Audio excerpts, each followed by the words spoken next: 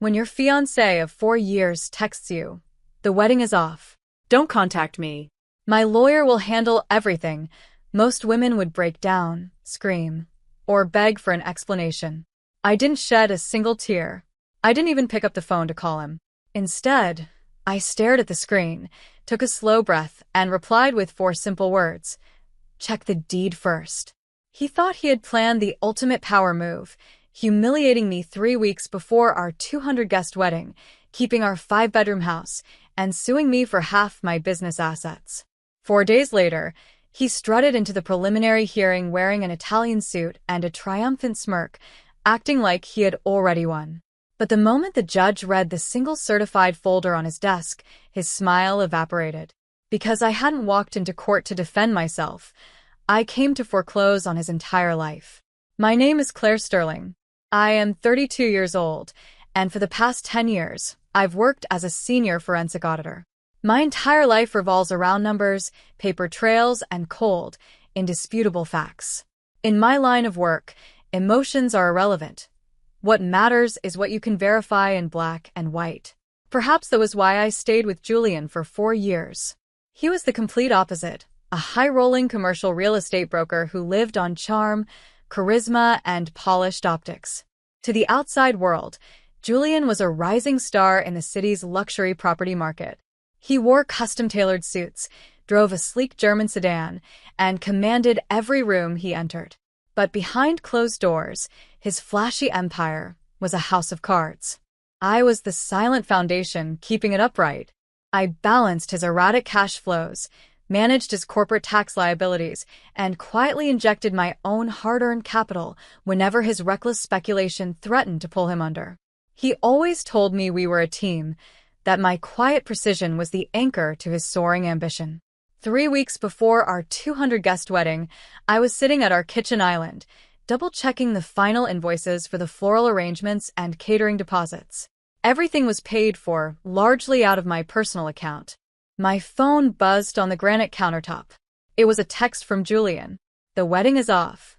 Don't contact me or come to the house. My lawyer will handle everything regarding our assets from here on out." I stared at the screen, waiting for a follow-up or a call saying it was a terrible joke. Nothing came. Within minutes, my phone lit up with a notification from his mother's social media page, a photo of Julian raising a champagne glass with a caption celebrating his freedom from dead weight.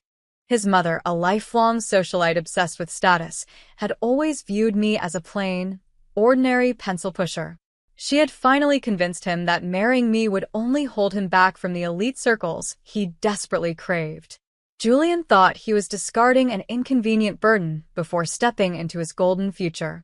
He truly believed he held all the cards. I didn't yell. I didn't smash my phone against the wall or collapse onto the floor in tears. When you spend over a decade auditing high-level corporate fraud, you learn very quickly that panic is an amateur's reaction. Panic clouds judgment, and right now I needed my mind sharper and calmer than it had ever been. I set my coffee mug down, looked at Julian's arrogant dismissal glowing on the screen, and typed out my reply without a trace of hesitation. "Check the deed first." I hit send, locked the phone, and placed it face down on the polished counter. Julian believed he had the upper hand because he had spent years living inside an illusion of his own making. 2 years ago, when his boutique brokerage was expanding, he had found a magnificent 5-bedroom estate in the suburbs alongside a prestigious corner office suite downtown. But there was a glaring problem his polished image couldn't conceal. Julian had severely ruined his credit history during a disastrous tech startup in his mid-20s. No reputable lender would touch him. Desperate to maintain his wealthy persona in front of his clients and his snobbish mother, he had practically begged me for assistance. He swore these properties would be our forever home and the bedrock of our future family. To preserve his fragile pride, I agreed to step in and secure the properties quietly. However, as a forensic professional, I never conduct financial transactions on blind sentiment. I structured the entire purchase through my private asset management LLC, an entity funded solely by my premarital investments and independent capital. I was the exclusive title holder and the sole guarantor on every deed. Julian was merely granted occupancy, tied to strict performance clauses stating that any material breach or unilateral abandonment would instantly terminate his tenancy without notice. He had lived in luxury for 2 years, treating the estate like his personal kingdom, entirely forgetting that legally, he was nothing more than an occupant in a house he didn't own. While he and his mother were busy celebrating his calculated betrayal, he had completely forgotten to check the legal foundation beneath his feet.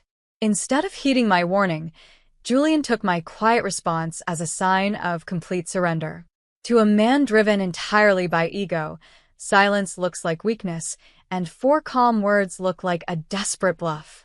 Within 48 hours, he doubled down on his cruelty. Rather than speaking to me directly, he hired a flashy, aggressive litigation attorney named Marcus Brody. Brody was notorious in the city for theatrical courtroom tactics and ruthless intimidation. Before I had even packed a single bag of personal belongings, Brody filed an emergency civil injunction against me. The petition claimed that our estate and my independent corporate accounts were commingled marital assets, asserting that Julian held an equitable partnership interest in my entire financial portfolio. Worse still, the filing demanded an immediate restraining order barring me from setting foot on the estate property, effectively trying to lock me out of my own house while granting Julian exclusive, uninhibited occupancy. Julian was so thoroughly convinced of his impending victory that he didn't even bother to hide his contempt. His mother hosted an intimate celebratory dinner on the back patio of my home, posting photos of vintage wine bottles with captions mocking my quiet exit. Julian's friends sent me smug messages, advising me to settle quietly before Julian took everything I had built. They genuinely believed I was an outmatched, heartbroken woman about to be steamrolled by high-priced lawyers. They had no idea who they were dealing with. The following morning, I walked into the downtown offices of Robert Vance.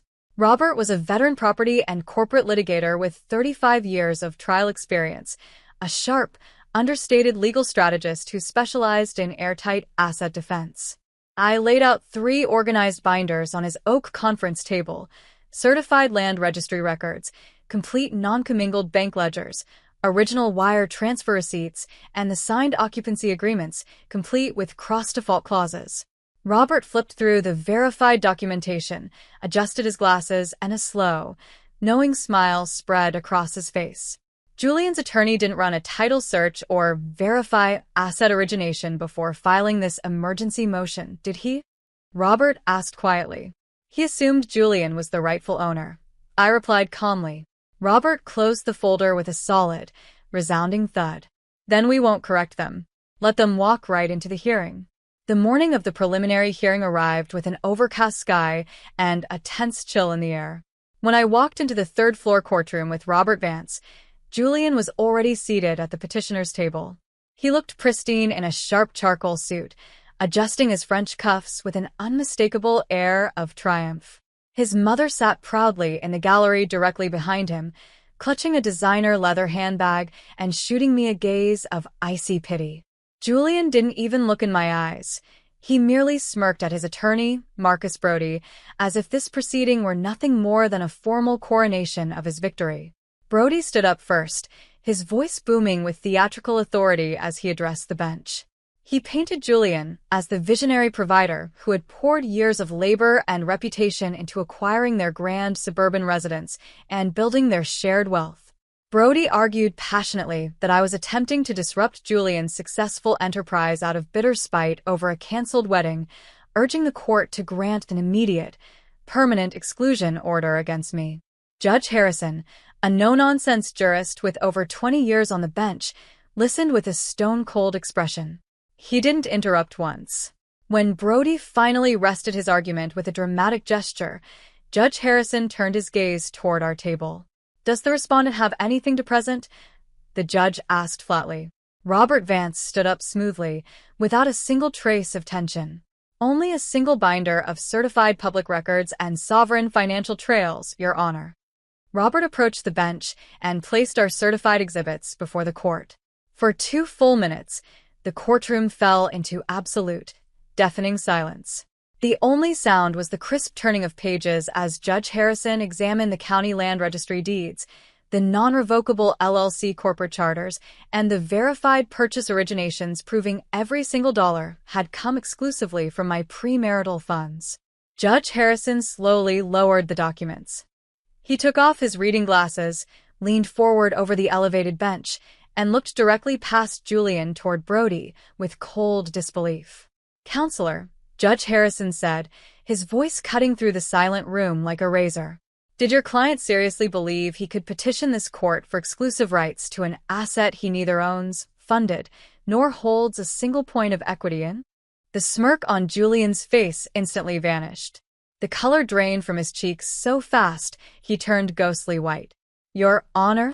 Brody stammered, frantically looking between his client and the bench. "Your client is not a co-owner," Judge Harrison declared sternly. "He is an unauthorized occupant on private corporate property." Judge Harrison didn't waste another second.